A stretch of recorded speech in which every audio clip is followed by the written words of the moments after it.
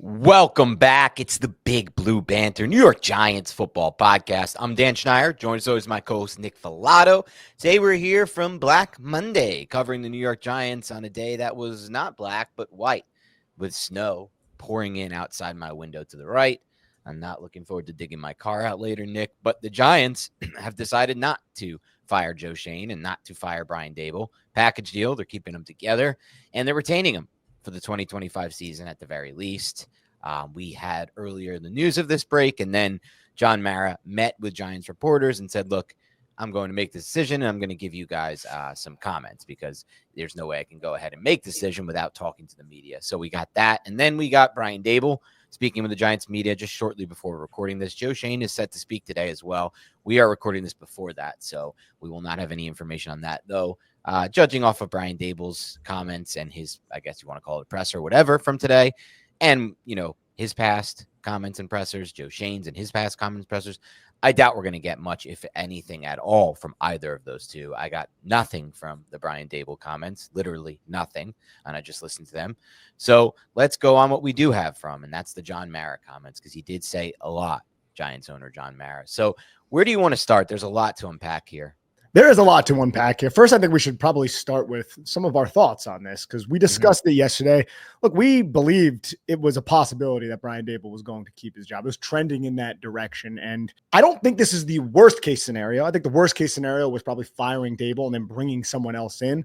But regardless of the fact, did Joe Schoen or Brian Daboll really do anything to retain their jobs? And no, the answer is probably not, right? Like a lot of this, this doesn't seem to me to be like this merit-based retention, right? Like you have the 2024 draft, and that's something that John Mara also brought up during his press conference. But this seemingly magnanimous nature from John Mara, I think it's just due to the fact that he didn't want to recycle through coaching staffs again, because this would be the fourth time he was doing that. Now there was an extra year, of course, but this would be the fourth time he's doing that. So instead of firing them when basically his back was pushed up against the wall, he stuck the course. But I don't know exactly what this means for 2025. 2025 is going to be tough. This roster is devoid of talent in many key positions. They do not have a quarterback. If it is a rookie, that kid is going to struggle. If they win 4 games next year, are they going to retain? Like, there's a lot of question marks here. There's a lot of question marks heading into 2025. And I wanted to get your thoughts on that overall before we start getting into some of John Mara's comments specifically. It's interesting, Nick, because you certainly listened to Mara speak, and it seems like you're right. They more so looked at this. It almost feels like John Mara hired these guys, Nick, and with the idea in mind that they're going to get 3, 4, maybe 5 years in his head at the time. Now, things can change because it almost feels, what was it? What did he say? You can go from Bono to Bozo, and he laughed. Yeah, you can go from Bono to Bozo real quick in this city, something like that. Right, and things can change fast because obviously the Giants haven't produced, and John Mara was asked about these. Like, no, nothing I have seen from a wins-loss standpoint has told me that these guys can do the job, but he referenced things like they work well together. Great. That doesn't inspire confidence for me. He referenced things like Joe Schoen's free agent class. I don't really think it's been that fantastic. It's fine. Whatever. It's free agency. I'm not expecting much there. I don't think it's much of a good way to build your roster anyway. And he mentioned the 2024 draft class. And those were kind of all that he mentioned as far as, again, them working together, the free agency class, and the 2024 draft class. That's basically all he mentioned combined between those two as far as what's leading him to believe they're headed in the right direction. Yeah, let's play his comments actually on his initial comment on why he decided to retain Joe Schoen and Brian Daboll. Brian Daboll Friday afternoon for several hours, after which had a conversation with Steve Tisch, and we spoke some more over the weekend, and just came to the decision that staying with both of them is the best course of action for us right now. I think in Brian's case, he was the coach of the year 2 years ago. That didn't disappear all of a sudden. I still believe he can do that again. And in Joe's case, I thought we had an outstanding draft class this year. I thought we had a really good free agency period, and I really like the staff that he's put together and built. And I think that they're the right two guys to lead us going forward. I understand, believe me, that that's not going to be the most popular decision in Giant land, but we believe it's the right decision for us. And here's his comments when I think it was Jordan Ronan asked him, well, You guys kind of only won 3 games this season. So what exactly are we expecting, or what did these guys prove exactly? The process being good, the coach, having it in there, the free agency being good, their process, all this stuff. How do you justify, how did you get to 3-14 then? Because we stunk this year. Okay, the results on the field were not what we wanted them to be. There were a number of factors that went into that. A lot of that has already been discussed with the coach and with Joe, and will continue to be discussed. And but I liked what I heard from them on Friday afternoon. I like what their plan is going forward, and we're going to stay with it. And then here's a bit of John Mara asking being asked if Brian Daboll and Joe Schoen will be on the hot seat next year. Back on the hot seat now? You guys are going to have him number one on the hot seat going forward. So no matter how I answer that question, In your mind? we're going to have to see. I'm going to have to be in a better mood this time next year than I am right now.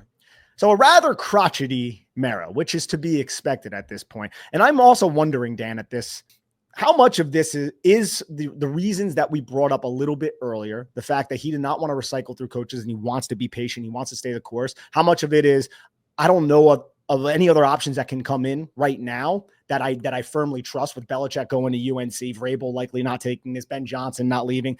How much of it is all of that? Or maybe do you think he actually has this strong conviction about Daboll and Schoen? Because it doesn't seem strong to me. And I'm also just wondering, Dan, if the Giants didn't win against Indianapolis and they actually had to live with the fact that they were winless at home through an entire season, does Daboll get retained? I'm not sure. And if that's the case, it's terrible that we're retaining him just off of that one meaningless. Well, I don't want to say meaningless because it meant something for the Colts, but you know what I mean? That's not a good situation, dude.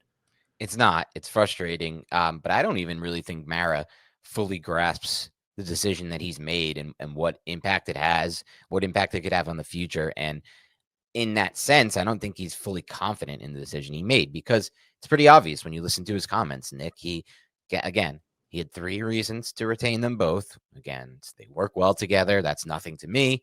It's worth nothing. It's the free agency work from Schoen, which again, I don't think is even that good. It's okay at best. It's fine. Whatever. He brought up Burns and Illuminor and Runyon, I think it was. Yeah, it's fine. It's just there's free agency classes all around the NFL, and they don't tend to last anyway from a value standpoint. And he brought up the draft, his one good draft, but that's not really acknowledging that he had Kayvon Thibodeau and he had Evan Neal and he had Deonte Banks in other draft classes and misses across the board. And we have Jaylen Hyatt, who we'll get to in a little bit, who's phased out of the offense in year 2 after this regime, and Joe Schoen traded up for him and gave up draft capital to move up for this player.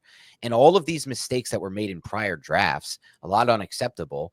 So it seems like he's a little bit uncertain there. Is he a good drafter, or is he really just referencing the one good season in that regard? Now, he also referenced one other thing that wasn't brought up. He said, since Joe Schoen has gotten here, his process for evaluating personnel and talent is better than he's ever seen. And I guess he's just referencing the computers and the analytics that were added to the Giants program, which were not available under Dave Gettleman, which again, as we spoke to yesterday, Nick, seems like it's more of just wow, you had it so bad before that the bar is set a little bit. You're still setting an insanely low bar, but it's a little bit higher than where it was at, which seems as improvement to him. Generally speaking, John Mara has kind of dwindled into this area of, I guess, how he approaches and views his franchise now. It used to be, let's compete for Super Bowls. Now it's, let's get to 9-8 or 8-9. Maybe we win a playoff game. Let's not embarrass ourselves in all of these decision makings. And then the final thing for me, Nick, is really the uncertainty is brought out by him saying, look, I need to feel better when I have this talk with you guys next season than I am right now. And he essentially puts them back on the hot seat, despite retaining them for next year, with all but a win mandate. Now, he didn't say a win mandate, right? He just needs to feel good. And there are ways for him to do that without the Giants winning games next year, Nick, or winning a lot of games next year. But Mike Garafolo, who reports on the Giants, earlier said, essentially, there will be a win mandate. And this is it. This is a last chance test. It's essentially like John Mara met with these guys, Nick, on Friday. They pitched their case. And he's like, you know what, guys? Good case. I'll give you another chance. But doesn't make much sense, Nick, because that chance will be against, by far and away, according to 2024 win-loss records, the hardest schedule in the NFL, 0.574 wins percentage of the teams they are facing. The home schedule is unbelievably difficult. So the Giants are likely headed, most likely, unless they draft a quarterback and he breaks out in year one, or they somehow trade or find a quarterback in free agency and he breaks out in year one, toward a 3-4-5 win, six, probably not even six, 3-4-5 Duck year. Right. So none of this really adds up to me. I mean, it almost seems like what you said is true. They just kind of looked at it like, I don't want to go through this cycle again. I don't even know if I can find a head coach if I keep the GM. And I'm certainly nowhere near where I need to be to find a new GM right now. Yeah, I think it could be that. And we're setting up for in 1 year from now, 1 calendar year from now, where we're having the same conversation, only it's Schoen and Daboll are fired. Right. And we're bringing in someone else and we have another high pick. And I just don't like how that sets the precedent of desperation for Joe Schoen and Brian Daboll, specifically Joe Schoen, going through this season, because they're going to do everything in their power to ensure that the New York Giants can compete right now when this roster might not be ready to. When you can make decisions for the betterment of the roster later on, like you're going to be drafting guys right now who like need to make an immediate impact. You're going to be doing everything, maybe making some irresponsible free agent signings for the immediacy of this team, for them to compete for immediate success. And I just don't know if the Giants roster is in that position right now. And I'm not saying that like it can't be turned around. It can, but you want a general manager who isn't desperate. You want a general manager who isn't shopping hungry, right? Like you don't want this general manager to be making deals just to keep his job, right? Like that's not the situation the Giants want to back themselves into, but it seems like that could be the situation that they're falling into right now. I hope that's not the case, Nick. I hope that Joe Schoen will continue forward with the plan that he's had, which has been very cap healthy. It's not borrowing from the future to help today. Yes. Up until this point. Now, I would have liked to hear, to be completely honest, Nick, if they had made this decision to retain these guys, I know it sounds crazy considering how poor of a job they've done so far. I would have liked it to have been a decision to keep them for 2 years for the reasons that you just said. And I know it sounds crazy, again, given the job they've done.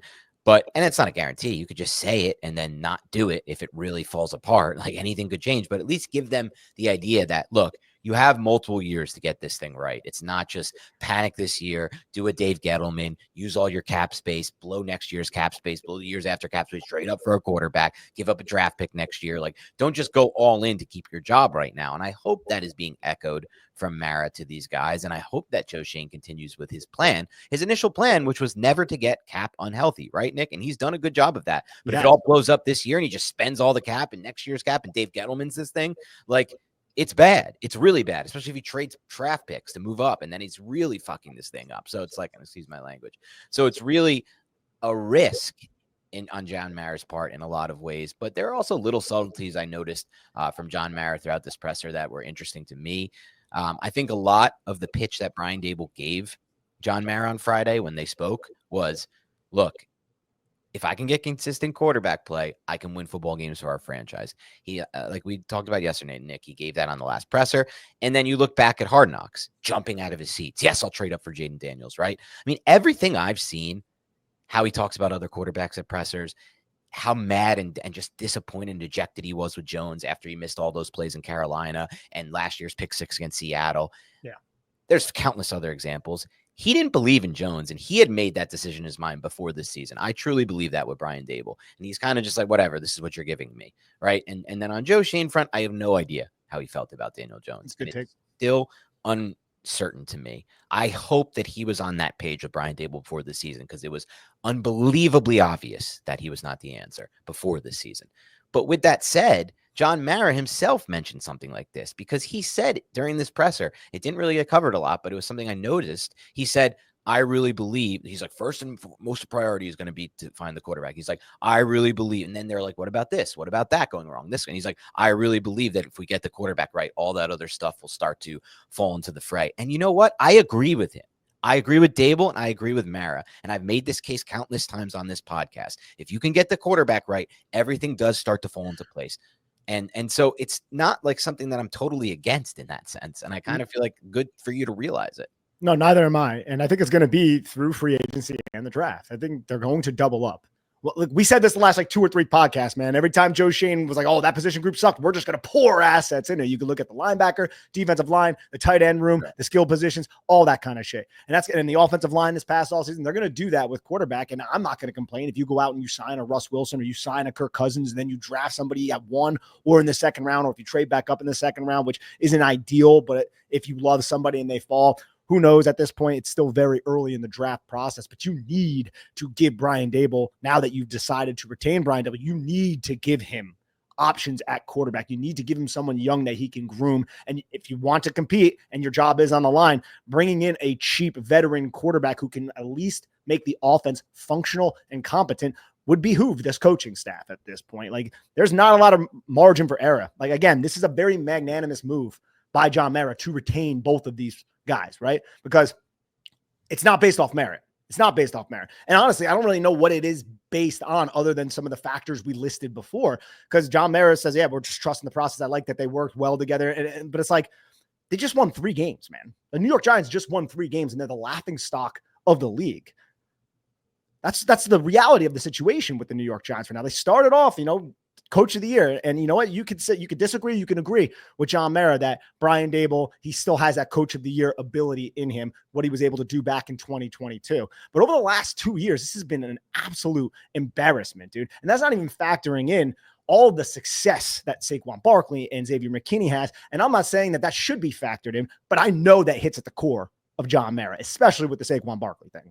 Yeah, without a doubt. And John Mara made a joke at this press conference about how, he wishes he talked to Saquon. He wishes he had gotten him involved in the commercial. It's very funny. Guess what's not funny, John Mara? Okay. You making this joke at this time and you telling us that you don't need a plane to fly over the stadium to know how mad the fans are. He's like, trust me, I'm more mad than any of the fans. No, you're not. No, you're not. This doesn't impact your life as much as the fans. And I'll tell you why I believe that strongly, Nick, because he's still making his millions and billions of dollars, whatever the fuck he has and earns from this team, because they still make him money. Not as much money, but they still make him money. But the fans who go to the games and spend all that time and all those resources don't have his kind of money. They don't have his capital to waste. And more importantly, not even just looking at the waste. How about just the moments of your family coming together to enjoy a Giant game, to enjoy an experience? I have countless experiences with my family around the good moments of this franchise's history that I'll remember and cherish forever. And it brought us together. It brings your family together. We don't have those moments anymore. We barely, like today we talked a little Giant. We don't even talk that much Giants anymore because there's nothing to talk about with this shit franchise. And so reality is, John, I don't want to hear that anymore. And I don't think any fan wants to hear that because he keeps saying the same line. I'm just as mad. Trust me, I'm more mad than any fan than can be here. Yeah. I'll say this, though. He had no obligation to go and talk to the media, right? No obligation, but I think he really had to. Yeah, no, I 100% agree. But he still put himself in the crossfire, and I want to give him his due credit for that. Yeah. And I also think it's just funny how progressively through the thing, it just seemed like he got a little bit more and more crotchety. Yeah, for sure. He's like looking around, he's just like, God damn, man, I'm getting pilliard right now, man. Yeah, I know he expected it too, and I of course totally understand why it would happen. What was the point you were making before? Actually, I'll circle back to that. I'll remember what you were saying, but I'll say one other thing that he brought up was that despite that he acknowledged, fine. One thing I was thinking about, he mentions that, and this is the part that kind of was confusing to me. He mentioned, Nick, that look, our first priority is find the quarterback of the future. And he's like, yeah. I know that once the quarterback is in place, these other issues will be less important. And I do really believe that. And I know but what was the thought? And now he's like, we're going to explore every avenue. Brian Daboll said this as well. We're going to explore every avenue at quarterback this offseason, right? And John Mara said, like, look, it's a short leash. We got to start winning football games. I don't want to be here next year. These guys are gone. So they got to do it in free agency or the draft. They got to get quarterbacks, right, Nick? All of that was said today. But what happened last offseason? We did nothing at quarterback. We signed Drew Lock, and we let Tyrod Taylor go, a net negative. We did nothing. So where was the urgency then? That's what I don't understand. It was the belief in Daniel Jones, I guess. But was there actually belief? Because Brian Daboll clearly didn't have that belief. Someone did. Someone did in the organization. Right. And I don't know. On that person then. Yeah. And I don't know that is. Yeah. I don't know if that's Mara, if that's Shane, or I really don't. It did not seem like to me when just watching through Hard Knocks, which is obviously a very narrow lens that the fan base got to see from, but a more wide and broad lens than any other fan base got to see at that time period. It didn't seem like everyone was fully bought in to Daniel Jones. It just did not seem that way, right? Especially when they were sitting in that room and they were like, so Saquon's going to leave. It's like, oh, what's the identity of our offense now? Yeah. Who works on our offense? You know Right. what I mean? But it's just weird to me that you're going to go all in on exploring every avenue at quarterback this offseason, but you didn't do it last offseason. Why is there a sense of urgency now? Is it because these guys are on the hot seat and they weren't on the hot seat going into last offseason? I don't think it's that, man. I think, dude, they might have like bought into like Tommy DeVito. They might have bought that hype, you know? They might have bought into Daniel Jones coming back. Oh, we'll just recapture the magic in 2022. And then we got to replace Tyrod. Oh, we can replace Tyrod. Drew Lock. Yeah, that guy can throw the football far. And then they just didn't consider the fact that Drew Lock was somewhat of a liability when it comes to him not being able to process past his first read and the game being a little bit too fast for him. So I think it was more so that, and they were just like, we'll build up the infrastructure around Jones, and then Jones will get it done, and then maybe Tommy will develop, and then we'll just go from there. And that was just an unwise plan. I guess so. It just, to me, all this just reeks of inconsistency. Their approach for this year, their approach for last offseason, how he feels, John Mara, about bringing them back, but then saying they're on the hot seat, essentially. A win mandate that's not exactly a win mandate, not by name, but it basically is, and it was said to be by Mike Garafolo. It's a lot. It's a lot to process, I think, as a fan right now, as far as the future goes. Go ahead. I'll show you one thing, though, dude. One thing. There's one player who's extremely excited that Joe Schoen and Brian Daboll was retained, and that was Jaylen Hyatt. Jaylen, take it. Yeah, that's good. That's good for them.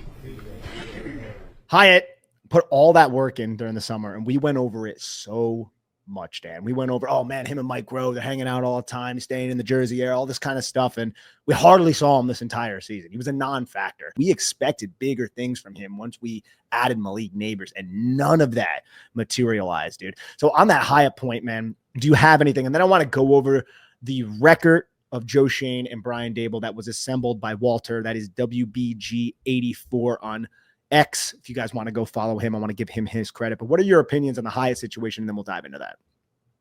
Yeah, I mean, I'm not happy with it.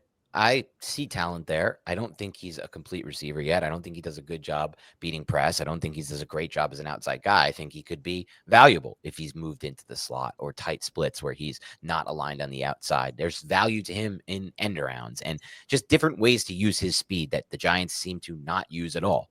Even just if this offense was functional from a passing game standpoint, as the clear out guy, the Marvin Mims of Sean Payton's offense, Daboll should use one too. Everyone should have that speed runner, that, you know, what do they call it? The track. The windspring guy. Windspring guy. Yeah. Just to open up areas of the field, none of which has happened. And so he's frustrated, obviously. And he's like, we'll see if I'm going to want to be here. Right. And ask for a trade. But what I'm frustrated about, Nick, is they bring back this GM and coach who traded up for this guy.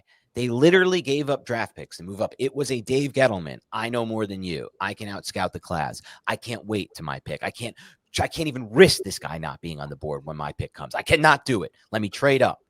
And then he's phased out of the offense already and not a part of it and maybe requesting a trade. He showed some signs in his rookie season too. I know. His tape was pretty good in his rookie season. It was solid. And this is also a Biletnikoff award winner. Like, this was a very, I know it was in Heupel's offense at Tennessee, but to basically be completely phased out, especially, and this is the point that like kind of even irks me, especially in a lost season. Usually you want to play these young guys and get them some snaps, but they weren't doing that. And that would have came at the expense of Darius Slayton. I don't know Slayton's future. It was funny. I don't know if you saw on X somebody in the locker room when he was with the media and he was discussing things. Darius Slayton, somebody played. They played a "See You Again," and Slayton's just like, "Yo, you guys are crazy, man." Yeah, I saw that. Who knows what his future is with his team, but yeah, it doesn't make me feel good to see that thing from Jaylen Hyatt. I have a few other things on the Mara, but let's get to what you were going to discuss on the WGB tweet. This episode is brought to you by Skims. Get your hands on the best underwear in the land. Look, I'm sure, gentlemen, you're a lot like me. You don't want your fit to be too compact, nor do you want to be swinging around like you're trying to destroy a piñata. You want everything in place. Comfort on a cloud with no ride-up. That is the ideal situation, and Skims provides that situation for us, gentlemen. They sent me a few pairs. I wear them to work. I wear them while I'm working out, and they are exactly what I'm looking for in my underwear. And Christmas is right around the corner. So grab a pair of Skims for someone in your life. Maybe that someone is you, and you want that comfortable underwear for your whole situation down there. So shop Skims Men's at skims.com. That's SKIMS.com. Let them know we sent you. After you place your order, select podcast in the survey and select our show, Big Blue Banter, in the drop-down menu that follows. And if you're looking for the perfect gifts for the whole family, Skims just launched their biggest holiday shop ever. So visit skims.com to check that out and maximize your draw's comfortability. Hey everyone, this episode is brought to you by Manscaped, the global leader in men's lifestyle and grooming.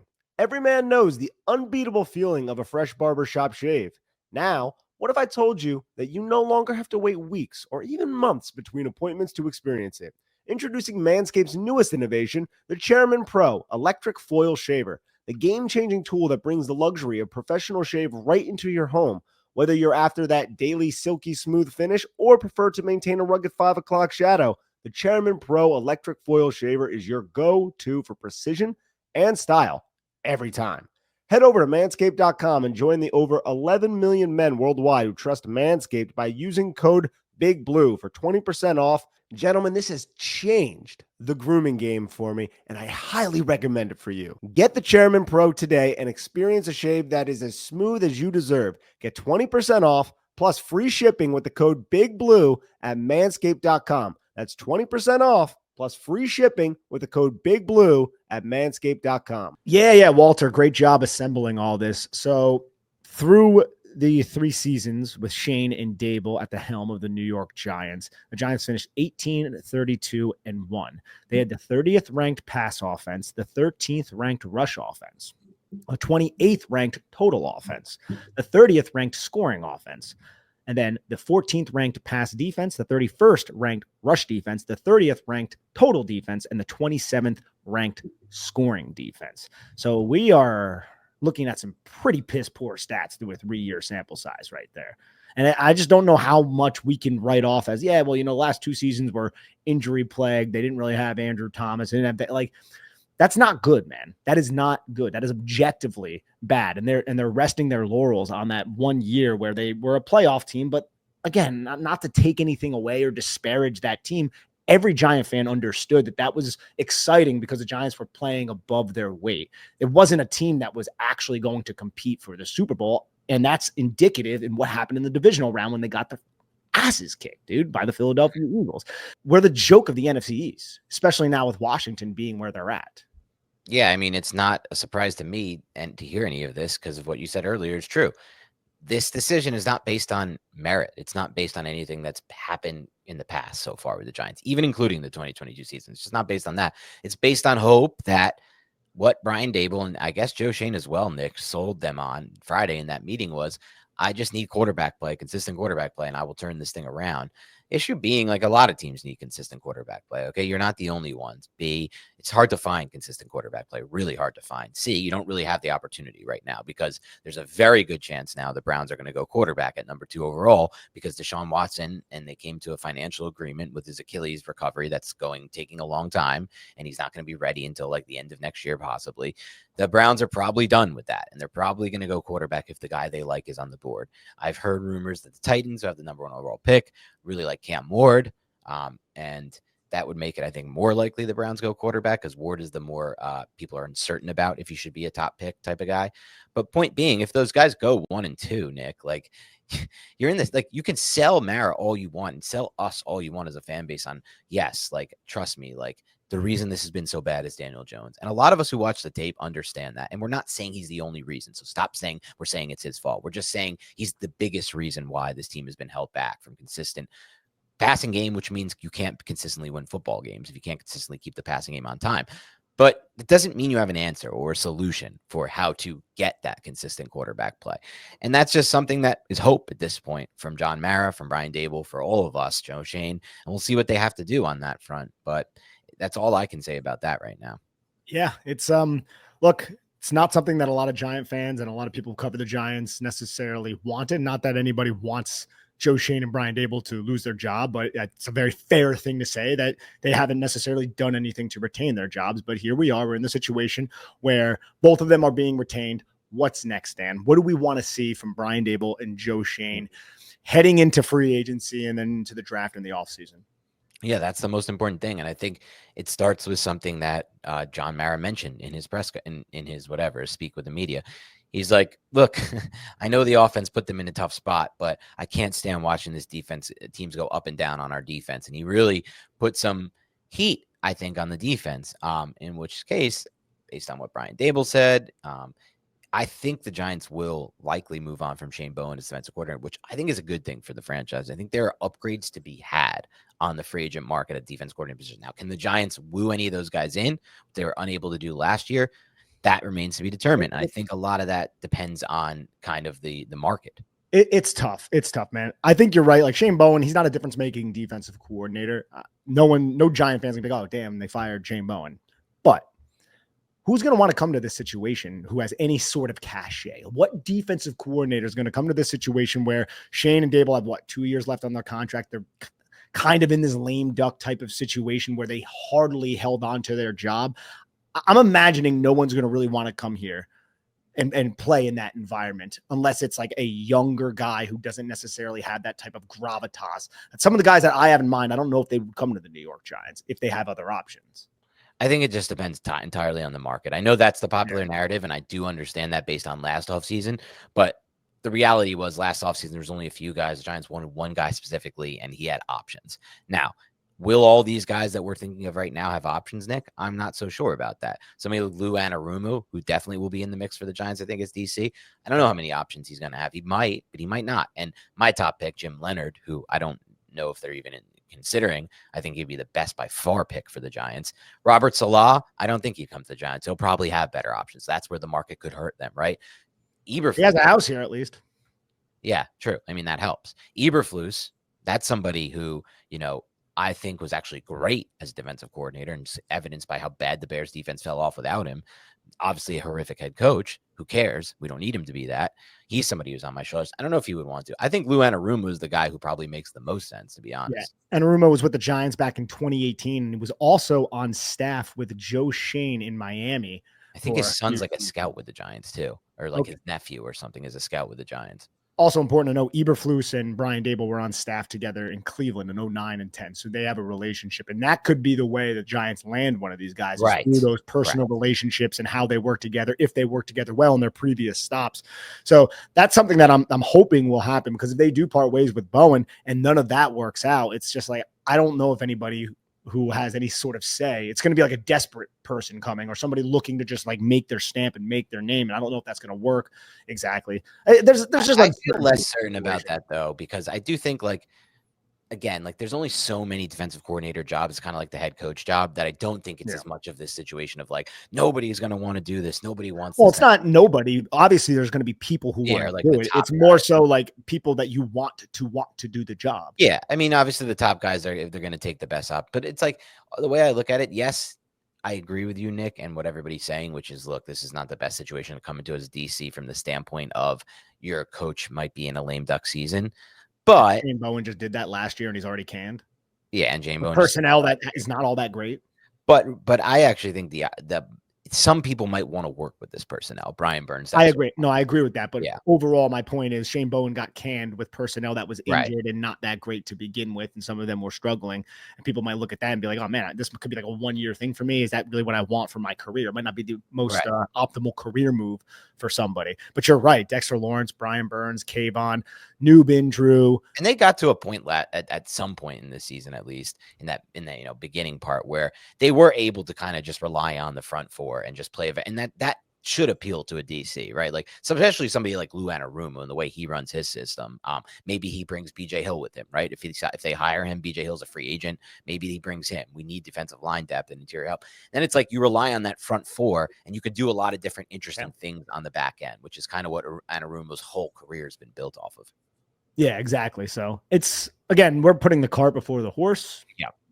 Shane Bowen is still employed by the New York Giants. Daboll was asked specifically about that, and he's like, hey, look, we just talked to the players. I'm going to talk to the coaches later this week, and we'll See, the burden off that guy's shoulders, though, dude. The burden off that guy's shoulders and Joe Shane's shoulders is funny, man, because holy shit, dude. I'm sure Daboll thought he was going to be unemployed for a very long time. Yeah, I don't know. I don't really know where he was at with it and where all they were at with it. Like, it does feel like, and I mentioned this on yesterday's pod, that in yesterday's game, he definitely had a feel of like, not. Well, he knew at that point.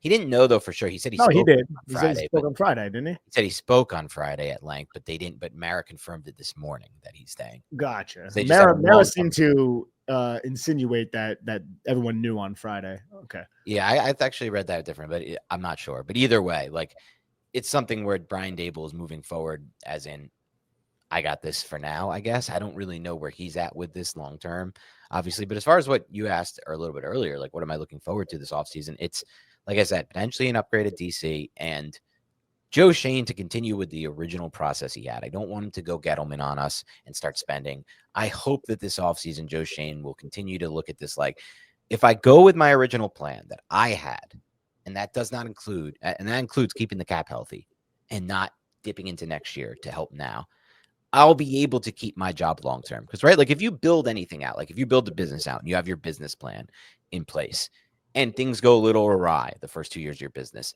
the worst thing you can do is change your plan to match that. You should stick with your original plan if you believe in it, which I hope Joe Shane still does, and go forward with that. That's what I'm looking forward to, Nick. I don't need the instant gratification of some wins this year. I need a long-term plan. I do too, man. I would like that. I don't know if that's going to be at the forefront of the mind. It's a little bit early to tell, but you know, we're all human beings, and human beings who are desperate are going to do everything to try to solve that desperation by retaining their jobs long term, and that could have deleterious effects on your long term goals, as we've already mentioned throughout this podcast. Dan, so we talked about the DC. One more thing I do want to talk about is Mike Kafka. So John Mara mentioned, he said, I'm not going to force Brian Daboll to do anything, but Brian Daboll is calling plays. It's something maybe we can look at. He said something to that effect, something to that degree. Mike Kafka is interviewing for the head coach job of the Chicago Bears. It just broke right now, which is interesting. It didn't seem like the Giants were willing to allow him to leave on a lat move type of deal last offseason, but now since he's entertaining head coaching jobs, that could lead to Mike Kafka leaving. And I don't even know if Mike Kafka is going to be on staff anyways, because it's pretty embarrassing what ended up happening to him. And then again, like, Brian Daboll was embarrassingly bad as a play caller and didn't average any points whatsoever. And yet he's still able to retain his job. Again, very, very wild situation the New York Giants have going on here. But what are your opinions on what's going on with Kafka? Do you think he'll be with the team? Because I'm operating under the assumption he's probably not going to get this Bears head coaching job, but still, I mean, he's getting some head coaching interviews, even though he was not a play caller as an OC this year for a really bad team. Yeah, I think you're right. They probably will agree to mutually move on from Kafka this offseason. He'll find another situation where he can be offensive coordinator and play caller rather than just OC. But I guess there's a slim possibility that Daboll comes to him fast and is like, look, we reviewed it with John and everything, and you'll move forward as the play caller again. I guess that's possible. It seems like that is unlikely, though, in which case maybe the Giants hire somebody like Davis Webb, who I saw floated by Tom Rock. It's interesting, I guess. You know, Ken Dorsey, who's worked with Daboll in the past. Whatever it may be, it all kind of my interest in this all kind of depends on whether or not I believe that Daboll will continue to call plays, or if he'll hand it over to whoever ends up being the OC of this team. And also, you know, I do believe in Brian Daboll's impact on the development of Josh Allen, but I think there are other factors in play. So I'd love to get a guy like Davis Webb in here, for example, or even Ken Dorsey, who played the quarterback position as well, just to have that, like to be able to develop the young quarterback that they're most likely going to bring in. One more thing too. I know it's early, but you want to look at some 2025 free agent quarterbacks. Yeah, why not? So you have Sam Darnold sitting up there at the top, and then you have names like Zach Wilson, Trey Lance, Jacoby Brissett, Marcus Mariota, Taylor Heineke, Jarrett Stidham, Andy Dalton, Fields, Fields, Flacco, Winston, Mac Jones, Carson Wentz, Jimmy Garoppolo, Mason Rudolph, Cooper Rush. Yeah, so from that, and then eventually Kirk Cousins, obviously. So from that group, it's basically just Cousins, Winston, Jameis, or I thought Kirk Cousins signed a 2-year deal. Yeah, but I think they said they're going to cut him. They're going to do Okay. they're going to do the Russell. I would Wilson. imagine that they would. Yes. Yeah, the Russell Wilson that. So, the value of getting a Cousins is And Russ is also a free agent. and Russ as well. That's another big one. The value of getting the Winston thing. I'm sorry. The Cousins thing is you get the Russ contract from last year. All you have to do is allocate 1.5 million against your cap, and it's pretty much a great buy almost no matter what. The issue with signing Russ now is you lose that. Last year you got the 1.5. Now you're not getting that. You're paying Russ for this season. So that and great. It makes so much sense from Kirk's standpoint too, because Kirk looked, kind of cooked down the end of the season. Could you make the excuse? And he might be. And he very well might be. The guy's like 37 years old, and he came off the Achilles injury. But could you make the excuse that maybe he'll be a year, more rejuvenated a year after that, recovering from the Achilles? So regardless of the fact, somebody who can he's still somebody who can operate an offense who's going to cost you basically nothing to come in here, and he will be a better quarterback than anything the Giants have had for probably quite a while, unless he's completely cooked. Unless he's completely cooked from an arm standpoint. Right. And we won't know that. The Giants will have to do their due diligence. From that list, the ones that stand out to me are probably Cousins if his arm isn't shot, and then Fields and Winston. Neither I think is a long-term solution. Both I think could potentially help. I mean, Fields I think could help them win games, but wouldn't be what I want because I don't think he's going to help the passing game get on time. And Winston could help the passing game get on time, but he's not going to help them win games, I don't think, because he's going to throw too many interceptions. So it would be fun, though. So those are your options there. I mean, then there's another potential big one that a lot of people are definitely turned off from. I weirdly am not. I weirdly am like almost more interested. Actually, I'll just be honest.